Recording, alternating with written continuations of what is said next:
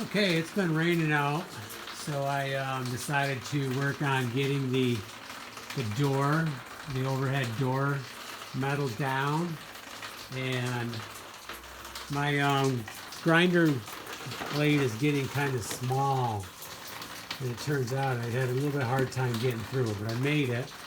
It still cuts good, I just couldn't get the depth, so I need to pick up another one there. But it's been a really good blade, so I'm going to pick up another 2-pack just like that. So I finally worked off the 1/4-inch plywood, is what was on here, and I just cleaned it up. So a couple things. First of all, we have this hole here which goes down to the concrete. Not crazy about that. So I'll think of something for there. And I have these scabs. I'm sure they were just nailed on here to tack the plywood on. So, and I bet that's the same with the bottom. I'm pretty sure they don't feel real tight. So I'm gonna pull all them off because I have lots of 2x4s. So what I'm thinking is I'm gonna double these up and have them. Might as well use them. I'm going to double up a bunch of that. It looks a little, you know, there was water damage up there, so we'll take a look at that. And there was water damage there, so we're gonna kind of reinforce all this. And I need to get outside and take the rest of the siding off because you can see the nails are still coming through. So maybe I'll just tap them out. The siding should come off easier. That's that red asphalt shingle stuff. It looks like brick. So all this, I gotta remove all that. And then I got some ideas for here. I got some yellow pine, some 3/4 inch. I thought maybe I would go over that, you know, maybe at a diagonal or something like that. And just give it another layer on here.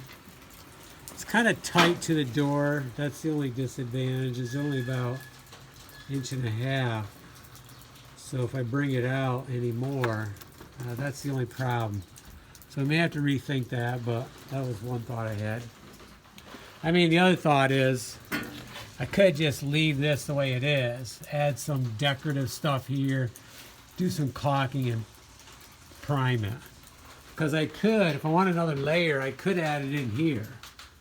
I could put another layer there, but you know, do I need another layer? It's not a heated garage, and I don't plan on it ever being a heated garage.